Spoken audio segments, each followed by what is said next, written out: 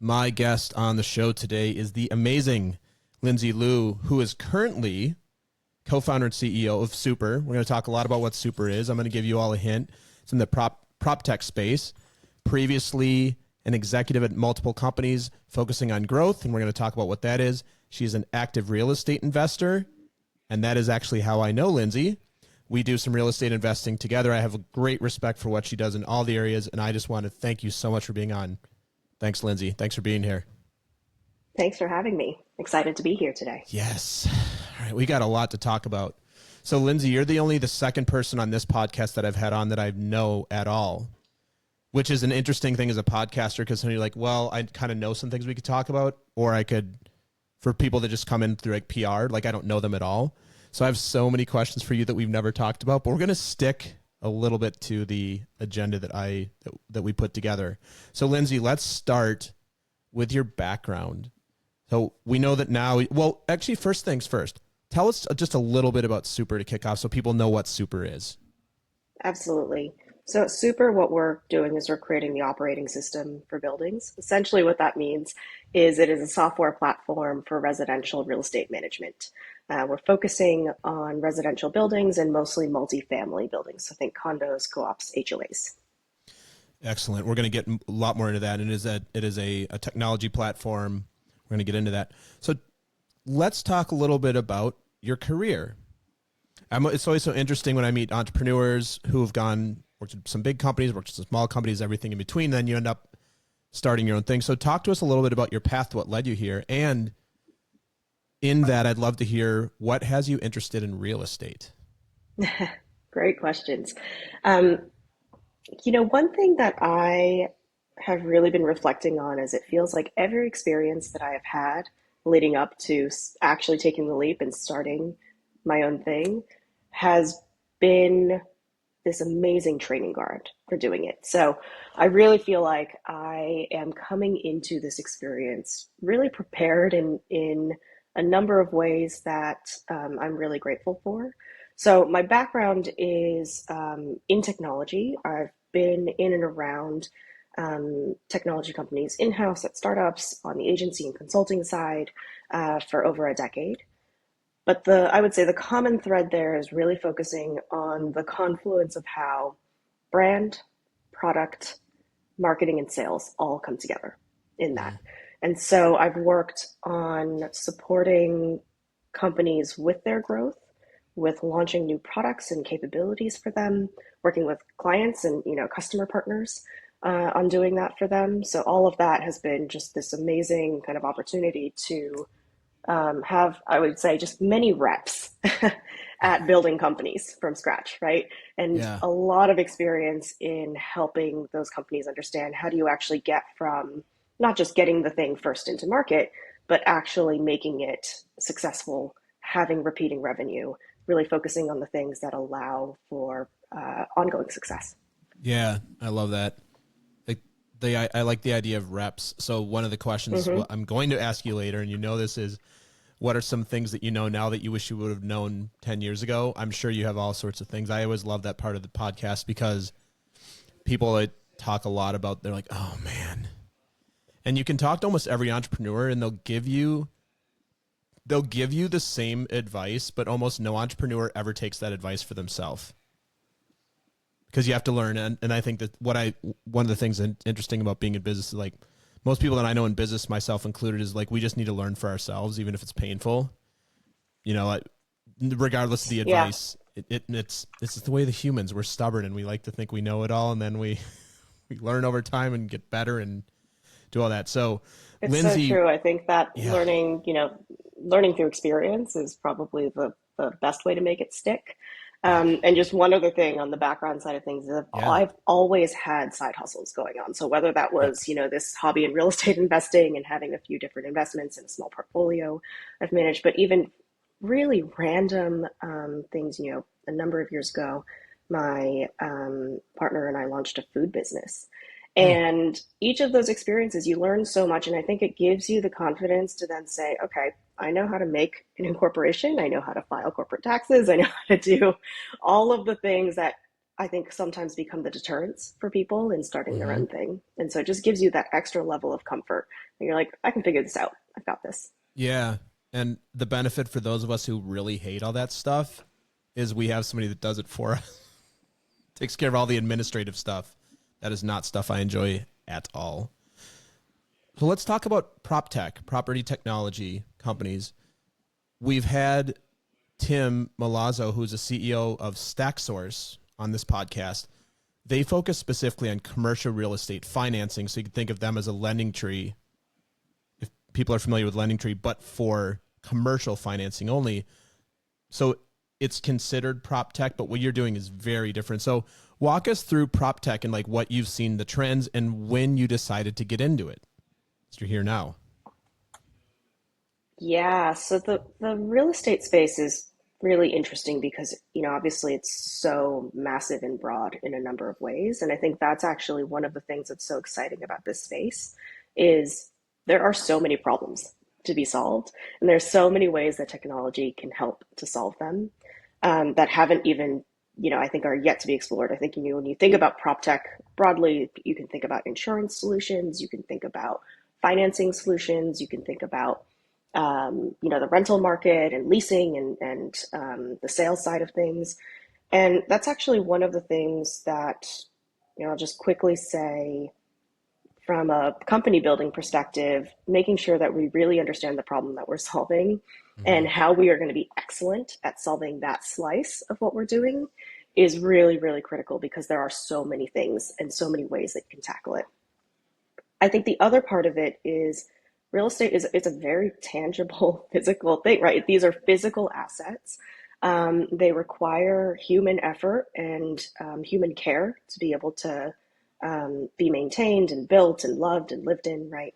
And so technology, I think, has been a little bit slower to be adopted in the space. But one thing that we're definitely experiencing is that with COVID, it was an accelerant for everything. And I Mm-hmm. do think it was especially an accelerant for technology in the real estate industry because it was so massively disrupted during that time. And so the openness and the excitement around the opportunities to bring technology in to do things like automate, to allow you to do things virtually and to gain more efficiency there. There is definitely a bigger conversation with incumbents on that today than there was before. Yeah. I think people just spent more time at home, whether their home is an apartment or a house or condominium, and like, oh, this is now my office. I want it to be, and it's. I'm thinking out loud with you, just not brainstorming, but just thinking about you live in an apartment in New York City, and something happens and you're at work, no big deal. It happens when you are on a big call with investors or something. You need that thing fixed now. I know that we're gonna talk about how Super actually solves for that. So as you advanced your career, you got into real estate, you learned a lot about how to do a lot of these things. Do you remember, or would you be willing to share with us the genesis of Super? Like, do you remember either the first meeting or you like had this intuition, like this seems to be a space that one, I have expertise in already, and two, has a market opportunity. And like, so I guess the question is that, Lindsay, I'd love to hear, when did you first spot this or have the inkling of it? And when did you actually take action on it? The idea for Super first came about actually in one of the condos that I was a board member on. So Yeah, makes sense. I mean, it was a very personal experience. We just moved into this condo, and literally the first day we moved in, we were hit with a special assessment. For Oh those my of you God. that don't know what a special assessment is, Oof. that means that it's like basically a one-time payment you have to make to the building to support repair needs and reserve needs for them. So we just close this deal on this apartment. We move in and we're like, oh, we have to pay a few $1,000s more, right? And so that's obviously that's an experience I think no one ever wants, and frankly, for some, it's like unaffordable and unattainable as well. I think Yeah. there's a lot to talk about as far as the equity side of things here, because especially in markets like New York, you have people that bought 20, 30 years ago, right? In a certain neighborhood in a market where they may have come in at a tenth of the price that someone moving in today, and you're in a really different financial circumstance, right? So that's a really important thing that we like to keep in mind as well. Um, but going back to the personal side of things, I joined the board of this building. actually one of our neighbors up in Narrowsburg, where we have a vacation home. Um, he was on the board of his condo, and I remember him telling me at the time, he's like, "Don't join the board. Don't do it. You're going to regret it. So Everyone's going to painful. hate you. Everyone's going to be like chasing after you in the halls for things that they want. Like you're just in this impossible position." Yeah. And I remember thinking, like, well, I'm pretty capable. I'm good at setting boundaries. I'm just, I'm a person that gets stuff done. I feel like I can really make some change for this building. Lo and behold, I now give that advice to people where I'm like, don't do it. Yes. Don't join the Yes. board. And it's a painful experience, especially if you're in a building that does require more maintenance, does require more Yeah. oversight, is not incredibly healthy financially as well. Mm. And, I think that's something that was a huge learning is that the governance side of things, the fiduciary responsibility you have um, to a building as a board member is no joke. And most people are just, they're volunteers that just happen to raise their hands because they care, not because they have expertise in how to do the thing. So that's really where the idea first came about is I saw how this building was operating, how we were functioning with our property management company, and just thought there's got to be a better way to do this. Even the very basics of like, do we even feel like we have an email distribution list that's up to date with everybody in the building? Answer is, you talk to most people, No. the answer is probably no. Yeah.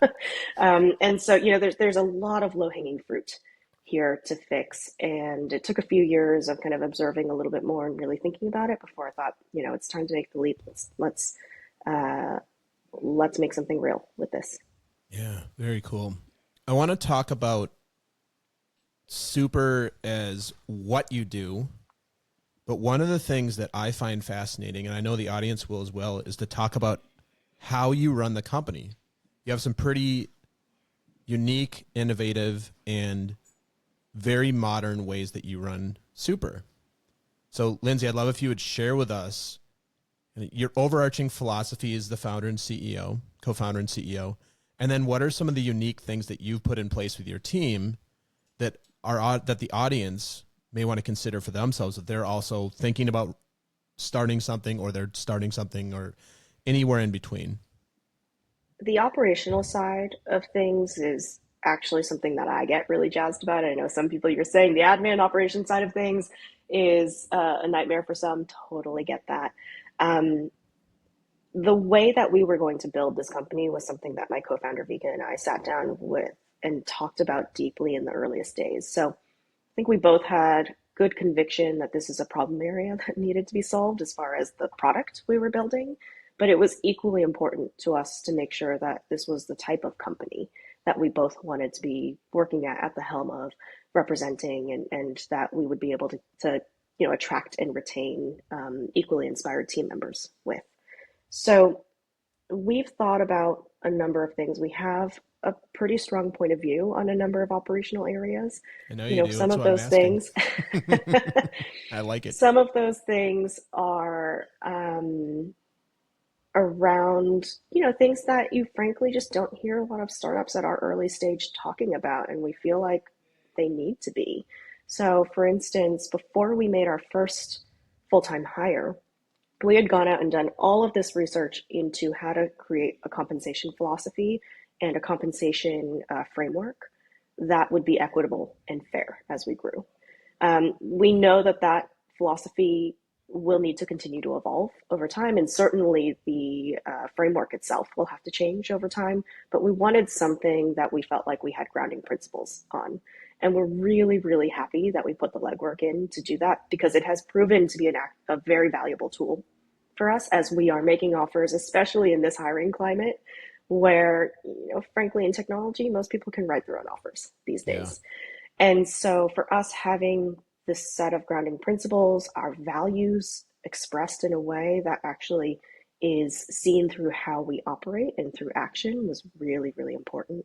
Another way that we're expressing that is, we truly believe that the only way we will continue to gain velocity is through balance. if we just burn our team out so early on, it's going to cost us more in overhead to be able to continue to hire and retain folks, right?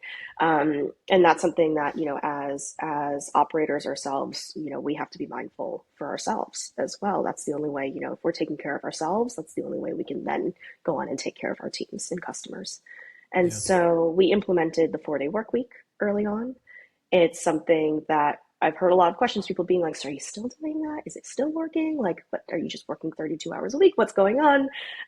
But what we have found is that in creating flexibility for people and how they want to work, you actually have to provide ground rules for that. So Mm-hmm. process actually allows for that flexibility. That's something that I feel very strongly about. If you just say we Yeah. have a flexible work environment, but you don't tell people what that Totally. actually means in practice, they are not going to feel comfortable working from anywhere or taking that Totally. Tuesday off to go and be there with their kids, right?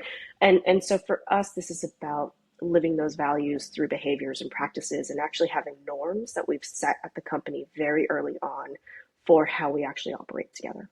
Yeah. I want to ask a tactical question about Mm-hmm. the 4-day work week. If is the idea that there's no emails, no Slack messages, like you should actually be out, even if somebody obviously wants to work on something by themselves, you don't have any control over that. But is the idea like we want radio silence from you on this 5th day? Yeah, the goal of it really is that unless there's something urgent, we're not bothering each other Amazing. unnecessarily, right? So, Yeah. and I tell the team this, right, as well, as like, if you need to, if it's just easy for you to get some stuff done because it's a silent day, I'm not going to stop you from doing that, right? I'm not going to stop taking, this podcast, for instance, just Right. because it's a Friday. But this is just Um, fun though. This is I pure. mean, This this isn't is even fun, work. exactly. Yeah. Yep. Um, but what it does mean is that we are mindful about how we communicate with each other and how Mhm. we engage with each other in these times that are used to, actually get that rest and respite from the week. And so, for instance, one of the norms that we have is okay, if you feel so compelled to post something on Slack, hashtag silent in front of it so that the rest of the team knows that it's not important to respond to it immediately. It's not something that you need to feel compelled to write back to someone. I think even, culturally, these things are cemented so early on. Yeah. Even if it's a, a casual comment, it's a funny photo or something that you've seen, people still feel compelled to respond to their teammates. It's a very human thing, right? To be engaged that way. And so, we wanted to make sure that we were establishing those norms early on. And we've actually had instances already where, not only are we practicing that as leaders, but Hmm. where if we're catching something out, we'll talk to that person one on one, and we'll also reassure the team that like this is a Friday. We know, unless it's urgent, we're not going to bother each other with anything unless it's mutually agreed upon. Yeah. What about the idea? And you mentioned that you're a forever side hustler. What about somebody who's working 4 days a week, and then do you care if they're side hustling on with their own thing on the Friday? Like, because like part of that is the balance. And I'm talking about not necessarily like a software engineer who's then cranking away code all day on Friday. More like, hey, I've got the side project, the side hustle, like you've been doing. Is that something that you even care about? Like, how do you and your co-founder think about that? I think that's great. Um, Yeah. Personally, the side hustles are the thing that I think give you inspiration. You do learn from them. If that is your creative outlet, right? I want you to have the freedom and time to explore that. I think that my co-founder and I feel really passionate that this concept of your life is your work and your work is your life is not an accurate portrayal of a healthy relationship with work, right? There need to be some boundaries there. So yeah, I'd be incredibly supportive of team members that say, hey, you know what, Fridays, I'm doing this thing. And if you really need me that day, here's how you reach me. But otherwise, I'm going to be off doing that. Great, good for them. Yeah. That's awesome, Lindsay. All right, let's get into Super specifically. First thing I want to say, I want to compliment you on having a company called Super because that seems like there would be a lot of companies named Super. So I'm sure when you're doing your due diligence, are there other companies named Super that are doing probably not property tech, but are there other companies named Super? It's such a common English word. There are some other companies named Super. You'd be surprised, though, at how many folks I feel like just add other parts to that. So our formal incorporation name is Super Software Inc., Yeah. which I actually love as well. There's something so 90s It's so 90. about there. What does this And company do? It's super software. right, it's Super So good. Software. And there's something so great about the fact that that was available as well, to be able to That's great. get. So, sometimes you just have to look, Yeah. and that's kind of the fun of it. We do have a trademark that we filed for Super in the prop tech space specifically. There are some other companies that are peripherally around it, but nothing specifically in our space. Yeah. And Yeah. to that point on how this idea has been around for a while, we've actually had the domain Hire Super for years. I'm one of those people, I'm a squatter Mm-hmm. on Yeah. domains. It was like, this is going to be useful one day. This will be Yeah. worth the $14 a year. I was going to say, yes, the return on investment turned out to be very good, even though you probably have another 100 domains that are still sitting in that you're still squatting on. So as we talk about what Super does, let's talk about generally, and I know that there's all sorts of ways, and the dog wants to get on the podcast with us. There's all sorts of ways that people are addressing the problems that Super solves today. Let's start with overarching market. What are people generally doing, and how does Super enhance that process? It's a great question. What's so interesting about this market today is so much of what's being done is really manual. So the main tool that people have for managing their buildings is email. Yep. Like that's honestly, I've talked to a number of property managers, talked to some of the, big boutique kind of, you name it, and they say our bread and butter is email. And as folks that are, technology, been in the technology space for a while, the idea that you are actually managing a business off of just email, managing your day-to-day work across your teams is frightening, right? That is Like frightening. that is something that's like, oh my gosh, I have so much more empathy now for these folks because that is not the right tool to do your jobs. It is a tool, and it's not one that's going to be going away anytime soon. That would be my guess, right? But how do we provide them with the specific um, functionality that they need to be able to get out of the inbox Yeah. model and actually into more of an action oriented model, right? You can't prioritize your work in email. You can't assign an email to someone, right? It's just a very Right. passive way to have your work, and it can also just feel, frankly, overwhelming always to never be at inbox zero. So Oh, yeah. um, so that's a really big opportunity area for us, is to think about how do we streamline and provide specific tooling that helps the people that are managing buildings get out of their inboxes and actually turn these requests and needs into things that they can tick off and Yeah. accomplish. So that's probably the biggest thing that we're thinking about right now, is that productivity layer Yeah. and how to enhance that, and how to also provide a centralized place for all of that, so that every type of request they're getting, whether that's via email, via text message, or someone just, calling them on the phone, all of that is coming into one place. So they actually have one system of record for Yeah. all of the things that they need to do. So interesting because earlier in my career, I sold solutions like this, but to places like government and public safety. So this is not a new concept, but it's just an audience that it's kind of worked, or they haven't been willing to do it because this, quite frankly, and I'd love to get your thoughts on this. The stakes can be quite low. We have an apartment in Brooklyn. I open a ticket. We do have a system.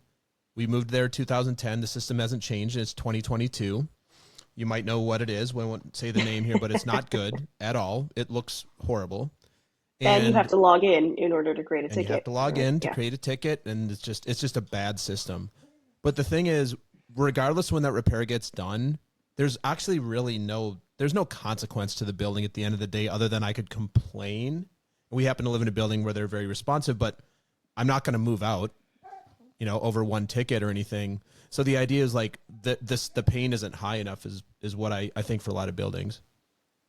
I And think that's Lindsay, really, I'm going to pause this for a second yeah. because this dog needs to go out. Yeah, I don't know if you can hear her. She's like, Yeah, yeah, yeah. I just Go do your marked it. I'll be thing. right back. I'm going to put her outside. I'll be right back.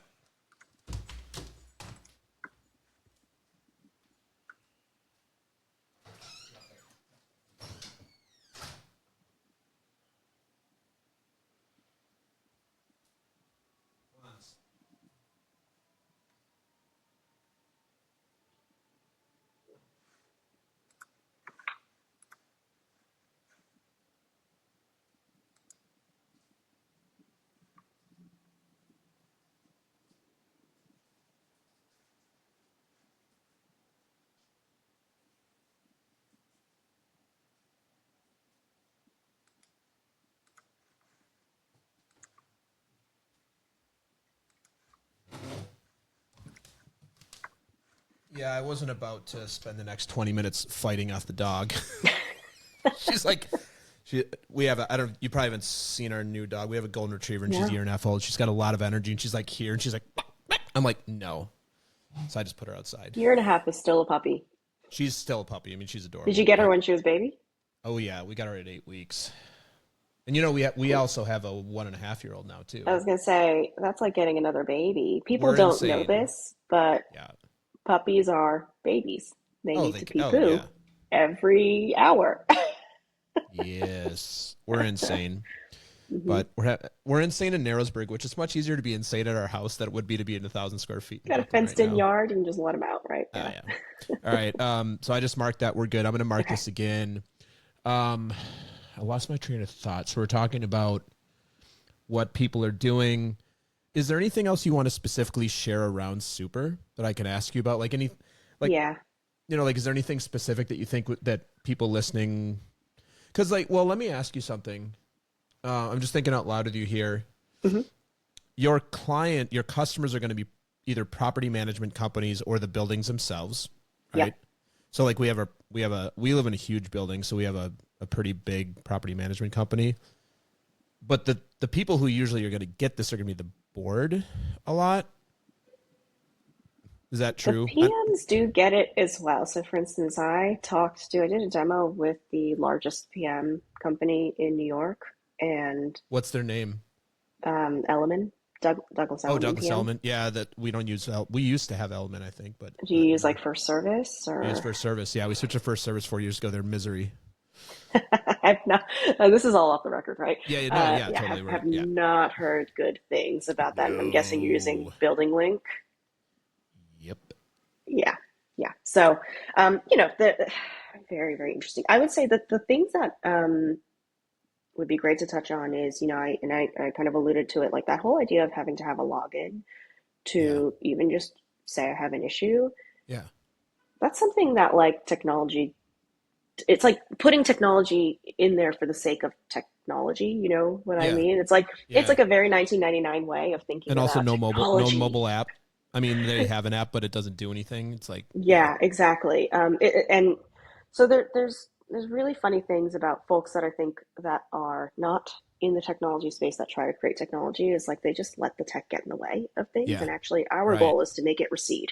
You don't even know that there's technology there. So I'd love to talk Perfect. about how we're thinking about that. Yeah, I'd love that. Okay, so where I'm going to go with this here is I'm going to say again, like, so yes, my experience is that I have to log in. It's Hmm. painful. So how does Super solve for that? I'll Hmm. ask you that question. Great. Cool. All right, I'm going to mark this and we're going to go. So yeah, Lindsay, it's just really painful and annoying. And I'm a technologist at the end of the day, so I get really irritated by these things. And like you said, I have to log in and then the mobile app doesn't really work. So how does Super enhance that experience, both for me as an owner in a building, and also you also have other stakeholders. You have a board who they should want to have good experience. You have, for small buildings, you have the building themselves, who are the property manager. For large buildings like the one we live in, you have a big property management company. So how does Super make it easier for everybody across that? I guess they're all customers in a way. Absolutely. Yeah, we have a really wide range of stakeholders and users that we have to consider in this experience. The first thing I will say is that, like, my and our perspective on this is that the best technology just fades into the background.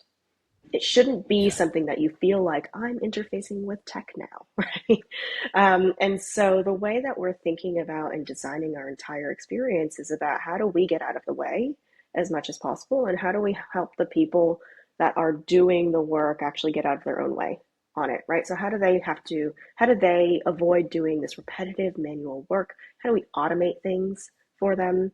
So the simplest example of that would be that for residents and owners, we're not going to request that you even have to create a login to be able to interact with Oh, Super. I love it. So good. You can continue to email and text message like you always have with your management. And we're just going to take that on the back end and centralize all of that into a dashboard for the management teams, right? It's that simple. Like, Simple. you want to shoot off an email, go ahead and do that with the problem that you have. And you're going to now be put into an experience that feels incredibly normal. I don't have to go and log in and check the status of this ticket, or even feel like I made a ticket in the first place.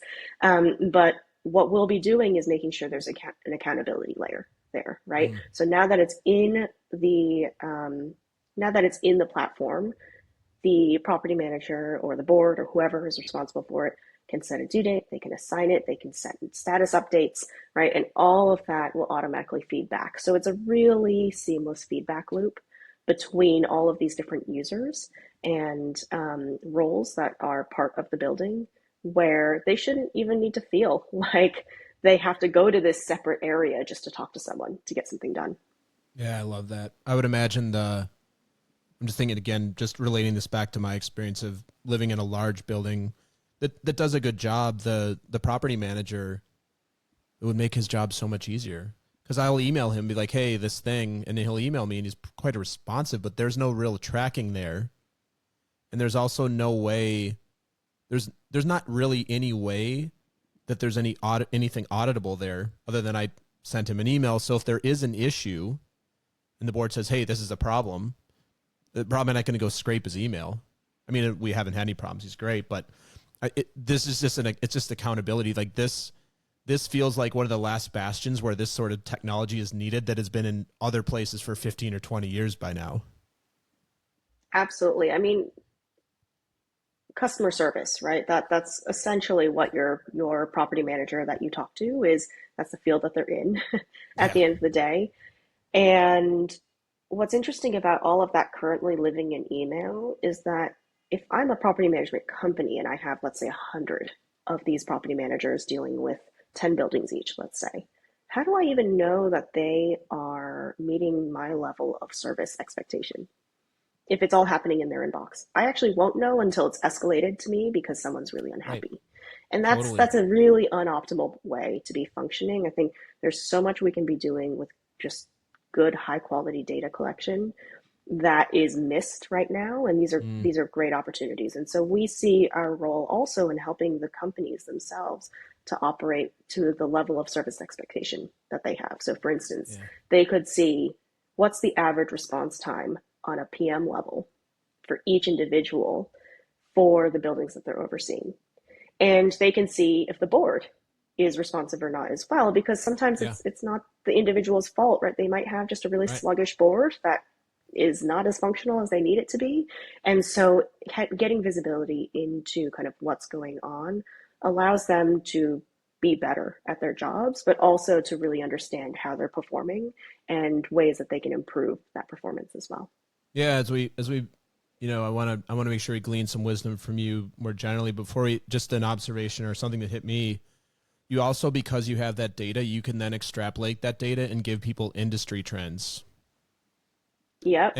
And like right now, the rental market in New York is booming, but it's not always the case, and it fluctuates. So you have a selling point. Hey, we're using this modern system. It's allowed us to take down our time by X, Y, and by the way, that's a whole day faster than the industry average, or something like. And I'm sure you've all thought a lot about this, but that's the stuff I geek out about. Is like what's the iterative thing, because that's the return on investment at the end of the day too, is to all those things. And you've got all this amazing data on what are buildings doing, what are the most common repairs, like that can help you go and hedge with suppliers of plumbing, electrical. What are the things that you know you're going to need based on trending? If it's in an email or in an outdated system, I'll bet you that's not even something our building can do today. The data and automation opportunities are so exciting for us. I Yeah. think, it's a missing layer right now for these buildings, and especially think about the data that we can get at scale. So if you have Yeah. 1,000 buildings using Super, what can we extrapolate from that? So for instance, the types of insights that we're really excited to explore would be, understanding certain building types of certain ages that use maybe certain types of materials or Yeah. mechanicals, and then helping them to understand, hey, we can help you plan ahead because other buildings that had that same boiler, they had to replace that on a 12-year schedule. You're at 10, Yeah. right? It's Start huge. planning for that. And so there's so many opportunities that we can unlock, taking a really data oriented approach. And so we're building our systems with that in mind so that we can really harness all of that over time. We're also we're building tools right now. We've got a data pipeline directly into New York City, which has a great set of government data that's available on every Hmm. building. And so we are already getting data at scale without even needing to have, a huge customer base already to allow us Yeah. to understand the types of repairs that people are filing for. We can notify you as soon as you get a violation or complaint. But even better than that, we can help you avoid it Yeah. because we can look backwards and say the last time you filed that inspection, which is by the way due in on a 5-year schedule, was in 2018. So 2023 is your year for that. And that is a level of just richness that is missing today because it's all tracked manually. Right. And so if you have turnover, you have a different property manager on 4 year on a 4-year schedule. And say you said, you changed a few years ago to a different Yeah. property manager. Do they know when those 5-year inspections were last filed? Probably not. I'm guessing that that Mm. information was not handed over. And so the first time you're going to know is when you're overdue on It's when it you're and overdue. your building gets a fine. Yep. Yeah. That is actually how a lot of this functions Ooh. today. So, there's so much room for improvement. Yeah. And then as the end customer, a tenant in a building, you find out that you can't do a thing that actually increases my quality of living. I'm just thinking of something. We were going to buy some new treadmills for the gym and they decided not to do that. I didn't really care, but it's like, oh, we're not going to do the treadmills, but we did pay this $10,000 fine to the city. I'm like, there's a small portion of my common charges in that $10,000. That's really obnoxious. Like that, not being responsible. Well, Lindsay, I want to just congratulate you and the rest of the team on, like, it's obvious this is a need. It's just so obvious. Like Thank you. it's Yep. it's so funny to We think agree. about. It's so funny to think about all the best ideas are always like, why hasn't this been done? Like it's not like this is not rocket science. This is actually like construction companies use this, public safety does these things. So the fact that you're now innovating this space, I can't wait to see where you all go next. And as we wrap up today, love to hear from you a couple of things. The first question I have for you is you're a growing startup. So you're making really strategic hires. And you alluded to this earlier. It's very hard to find good talent right now.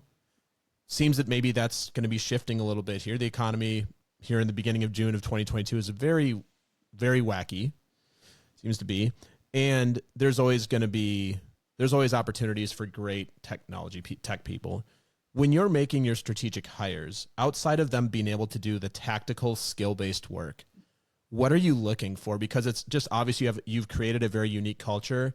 What are you looking for during the interview process from a candidate that would have you go, this is a good fit for Super?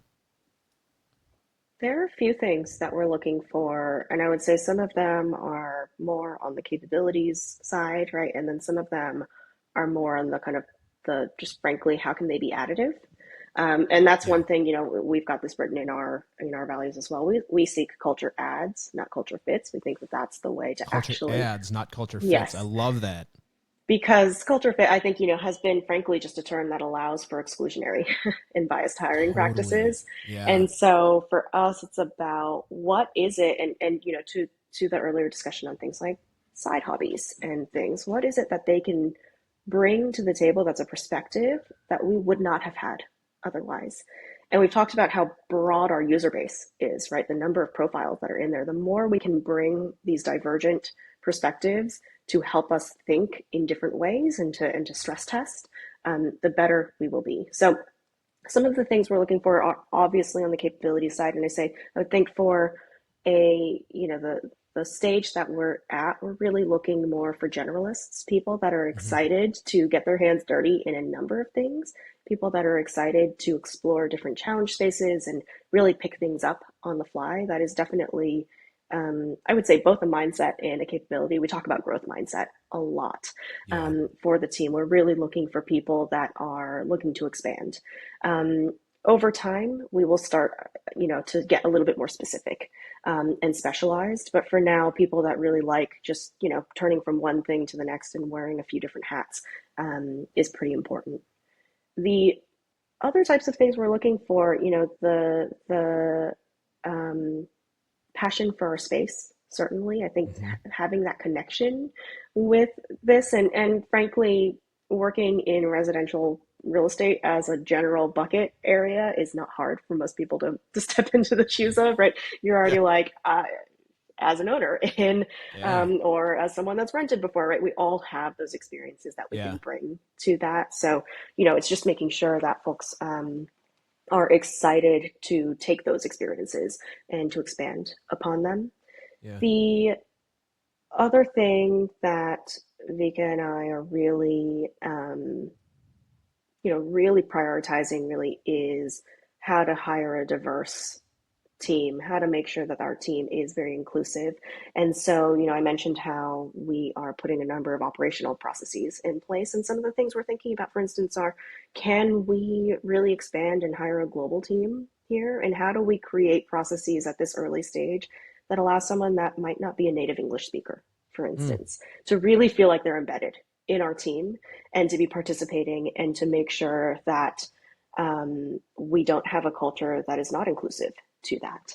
And so, especially in this time where remote work is becoming the norm, but Zoom is also a norm, how do we then have, for instance, things like written opportunities to do team bonding, right? Mm. Things that don't require you to be on video or to have to be on audio to fully comprehend what's going on. And so those are some of the things that we are really consciously thinking about as we're building that team. And it's very important to us that we do bring that richness of perspective to it. Yeah.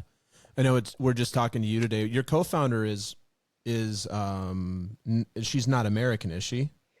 She's She's an Amer immigrant. she's an Yes. immigrant though, so that's again a Yes. diverse. Yeah. So she's American Yes. immigrant. And I've talked to her about that. She came over to the US when she was, I think almost a teenager Hmm. and had to learn English.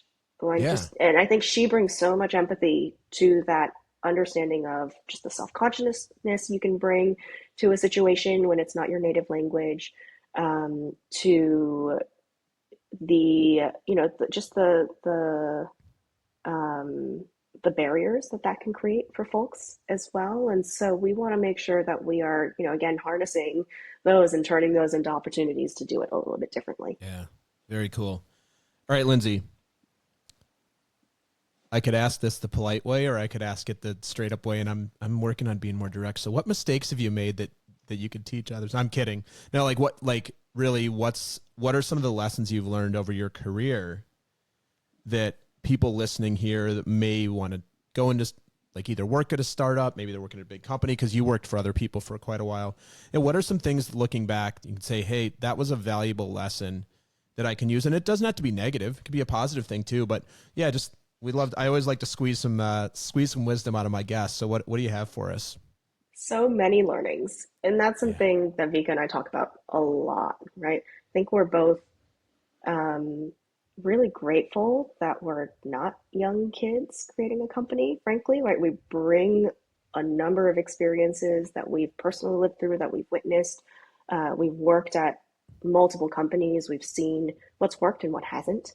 And so we're trying to be very honest with ourselves about how we bring those learnings forward into how we're building things today, right? There are things that are just frankly, you see repeated mistakes from company to company, and we don't want to be doing that. We'd rather kind of learn and grow. Again, that growth mindset is really part of that. Mm-hmm.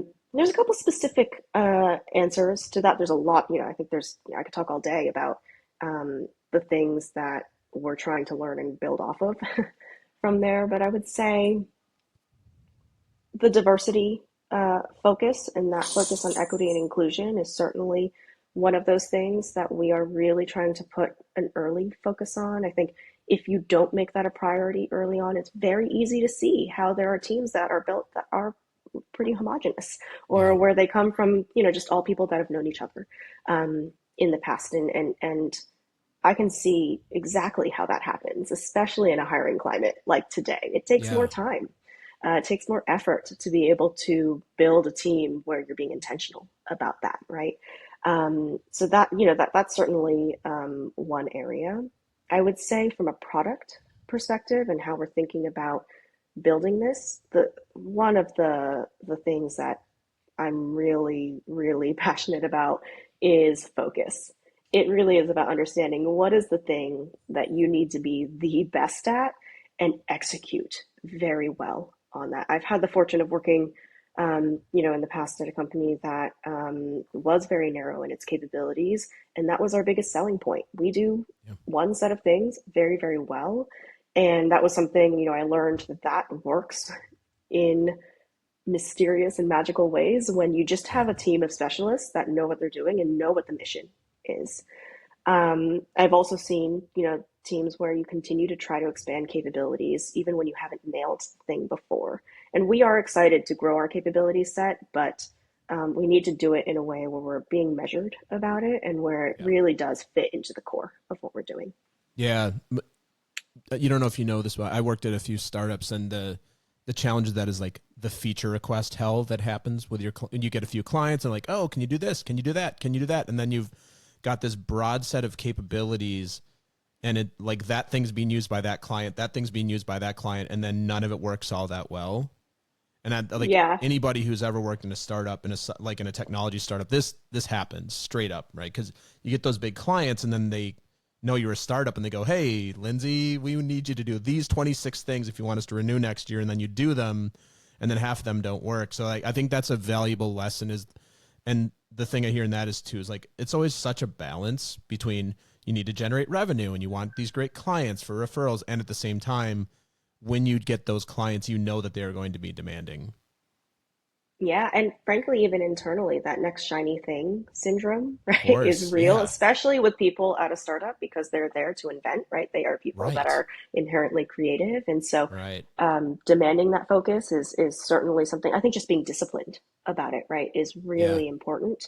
And something that Vika and I talk about is our jobs actually to be the ones that are streamlining and simplifying. So we get together like yeah. on a weekly basis and say, what can we cut? How do we I love make that. this scope more achievable so that we can do it in a very good, high quality way? Yeah, And that's our jobs, right? Is to provide that vision and to provide a North Star that's very clear for the team. yeah. Lindsay, I want to first of all thank you for being here. It's a Friday, we're recording this, and you're off, so I take that as a compliment, or maybe you just I don't know, but I hope you have nothing to do the rest of the day since it is your day off. Probably one of your 26 side hustles instead. Really want to thank you for being here. Congratulations on everything you've done so far and what you're going to do. I'd like to make an offer to introduce you to our board whenever you're ready. We have a big property Amazing. management Can't wait. management firm, and just thanks so much for being on. We'll have you back on sometime in the future and hear how things are going again soon. Thank you. I'm looking forward to that. Thanks, Lindsay. All right.